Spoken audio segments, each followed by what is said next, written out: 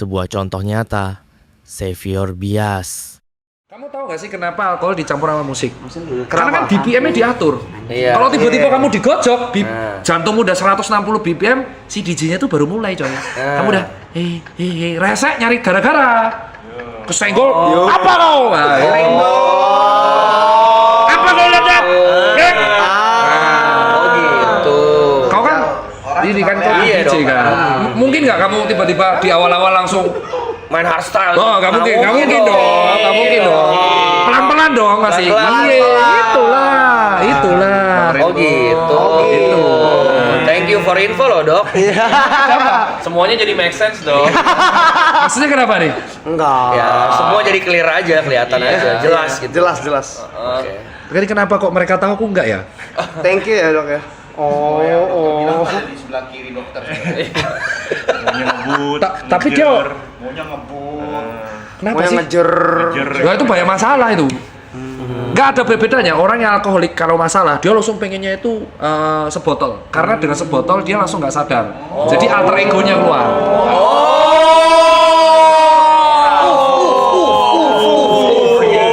Alter ego jadi keluar ya. Alter ego tuh nggak bisa keluar kalau kita logis. Jadi kalau kita logis sadar nih, kita sadar. Ini kan kita dilihat banyak orang, berarti kita tahu baik dan buruk dong. Tahu konsekuensi. Betul. Nah, ini waras. Betul. Nah, kalau misalkan dia langsung minum buru-buru, itu kan dia logikanya kan di bagian otak bagian depan tuh membedakan baik buruk langsung hilang. Itu yang keluar pure alter egonya. Fenomnya tuh dok ya. Ya di dalamnya, iya. Iya. Jadi kalau alter egonya misalkan lagi sedih, dia bisa nangis-nangis. Ini apa ya? Gak ada kok, gak ada briefing ya. Kalau alter egonya misalkan anak kecil, misalkan dia di pas masa kecilnya orang tuanya gini atau dia lagi permasalahan pelik banget, nanti alter ego anak kecilnya yang keluar. Ini enggak. Iya, tadi dokter bilang ini enggak di briefing nih. Enggak. Kenapa emang? Enggak apa, kayak Kita kayak ada segmen baru deh dok. Jadi kalau misalkan teman-teman punya teman gitu kan, Punya lagi teman. nongkrong, dia tuh buru-buru naik botol, terus resek. Nah, reseknya tuh alter egonya. Ya dilihat dia lagi bahas apa tuh. Kalau yang dibahas topik itu terus sambil nangis-nangis, oh berarti alter egonya tuh masalahnya terpendem banget gitu. Iya Gitu. Kan ada psikolog kan kemarin kan? Iya dok. Untuk memancing alter ego tuh harus dibuat kayak gitu. Nah, ini ketahuan. harusnya Oh gini. Kalau alter egonya ketawa-ketawa, wah, kalau dia marah-marah suka mukulin orang, berarti dia ada permasalahan pelik yang membuat emosi dipendem terus. Makanya ketika alter ego keluar mukulin orang. Itu bahaya itu. bahaya. Kan Gua, sering kan kayak alter ego keluar tuh saudara yang nggak apa-apa bacok-bacokan. Iya. Yang kasus tuh kayak kakak adik mabuk tiba-tiba ditusuk kakaknya atau temennya ditusuk atau mungkin selama ini dia tuh kesel sama si A tapi dipendem. Biasa, Begitu iya. dia alter egonya keluar dia nggak sadar. Jadi kalau nangis ya itu berarti masalahnya dipendem. Jadi dia nggak bisa cerita. Hanya bisa cerita kalau ada alkohol. Makanya jadi alkoholik. I see. Beda kalau orang yang ngecil, dia nggak punya masalah atau memang pure hanya untuk mingle atau nongkrong, dia minum tuh sloki, Iya, sebotol iya, habis iya. beli lagi. Iya, Kalau iya. langsung, Banyak masalah tuh dok ya. gila Masalah ya. Di botol sampai 6 9 gitu banyak masalah. Banyak ya. Oh, dicampur-campur. Kalau 9 gitu, berarti Nah, terus masalahnya permasalahan kedua, orang yang mentraktir ini harus dicek. Ketika dia mentraktir, dia lebih sering menyenangkan orang atau menyenangkan diri. Menyenangkan orang. orang. Berarti dia ada penderitaan yang dipendam.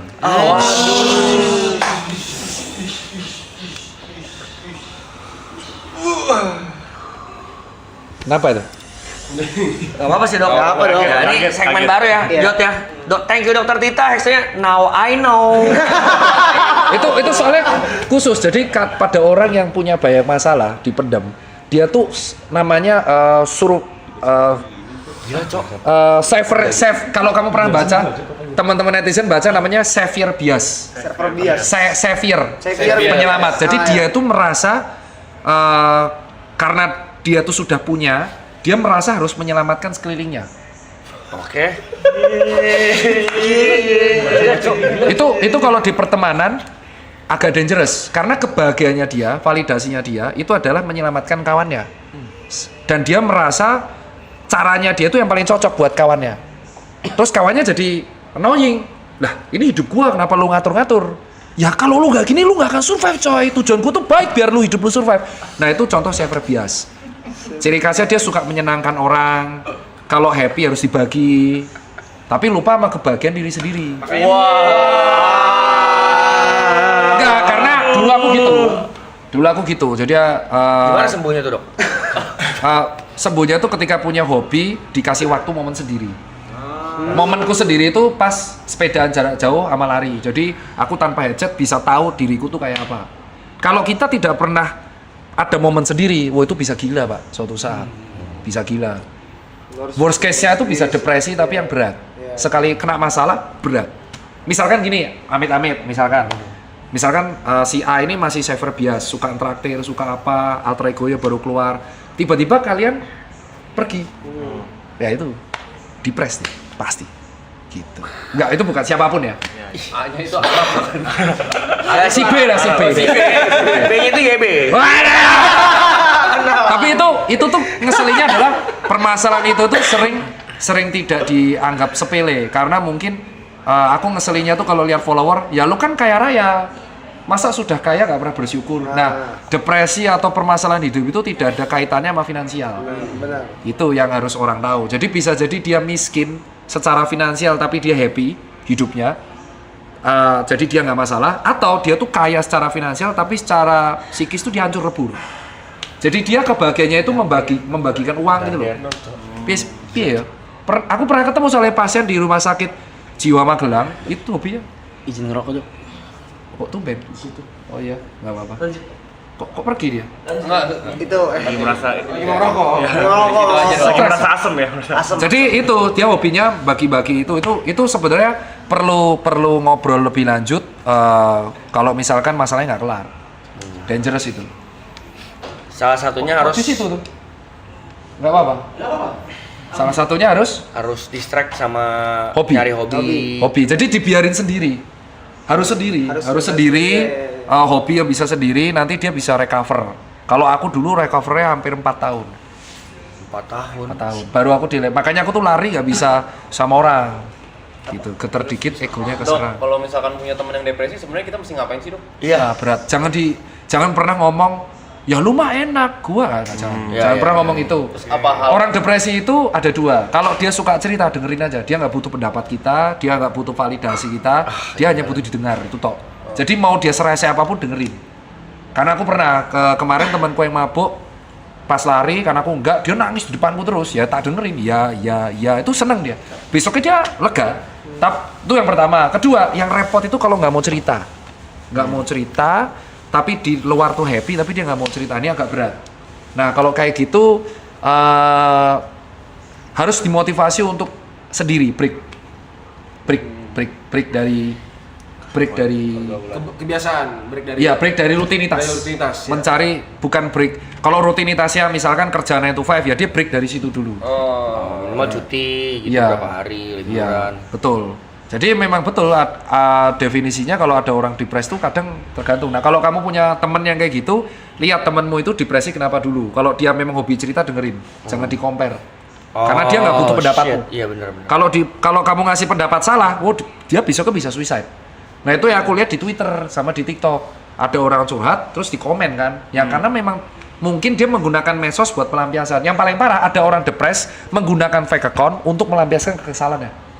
Itu ada. Dulu aku benci banget sama hate speech. Dokter Tirta Rambut Pink kan resek karena aku nanggepin semua haters kan.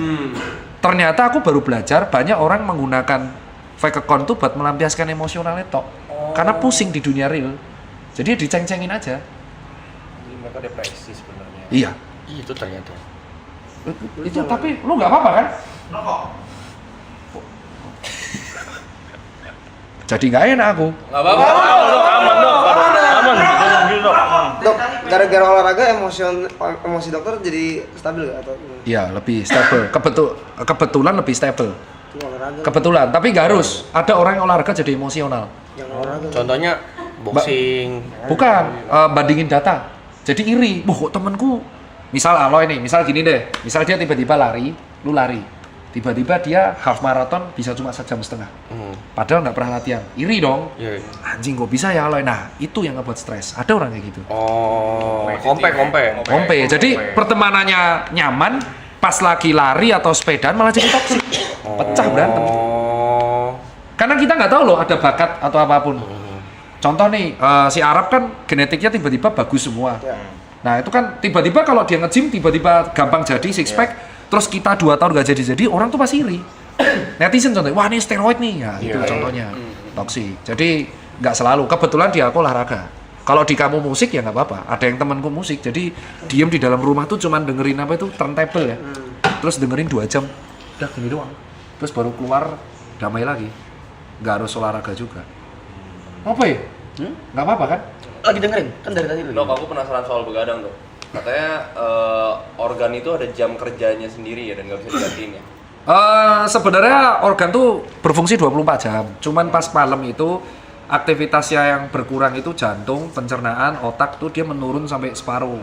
Tujuannya biar rehat. Waktu malam. Ya, hanya waktu malam karena di malam itu kita ada hormon melatonin untuk membedakan malam atau siang. Oh, ada hormon melatonin. Cuman bukan berarti karena kalau di malam kalau kita tidur siang kita nggak recovery, kita recovery, cuman nggak semaksimal malam.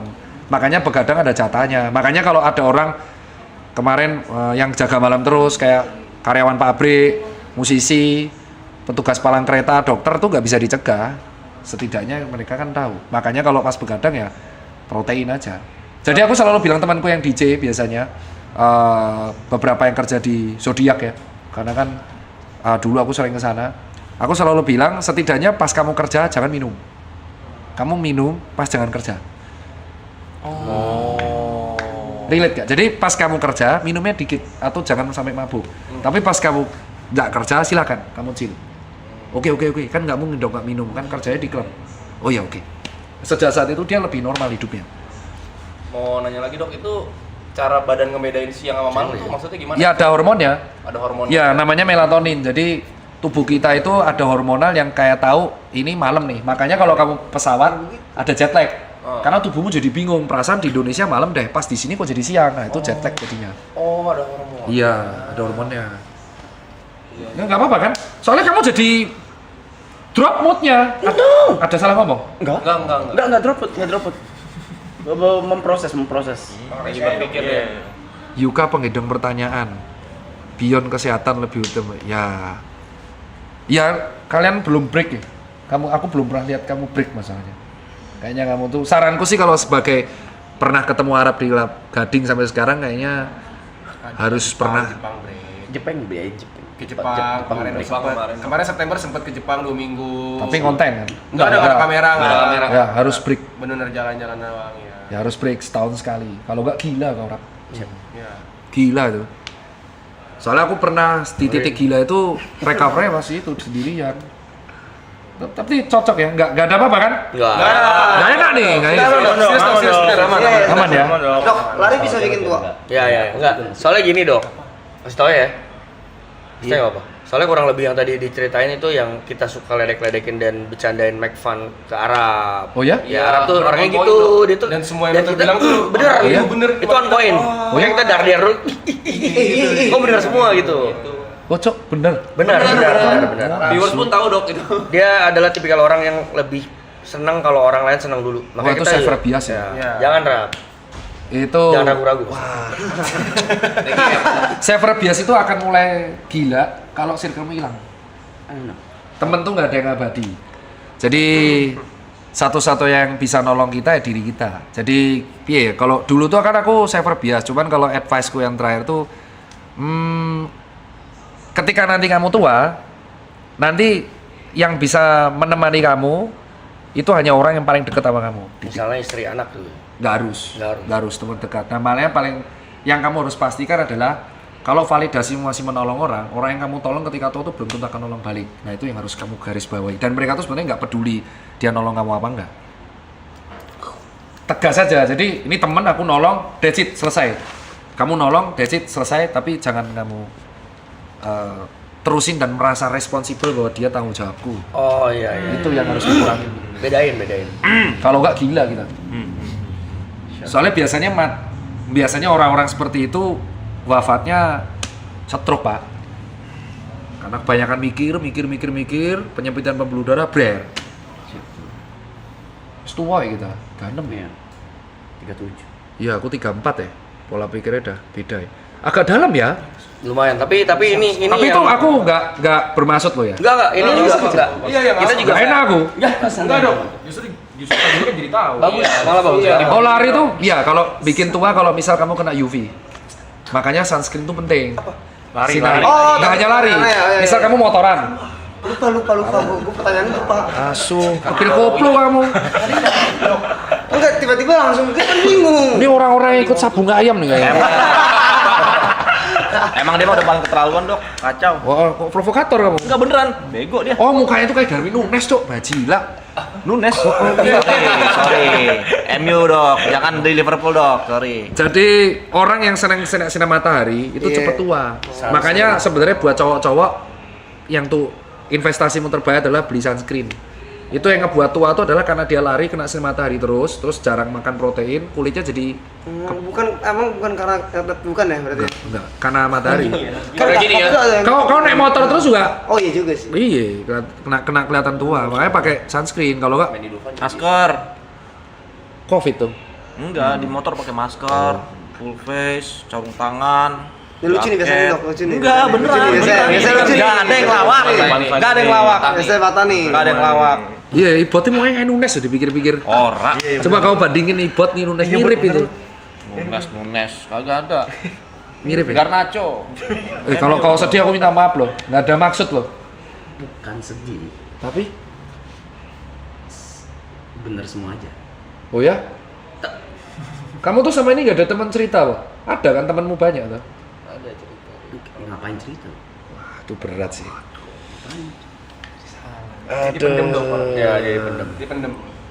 Nah, that's why tadi yang ngomongin alter ego ketika mabuk itu dia keluarnya pada saat itu dong. Kalau dia mabuk banget, dia ada 3 mode.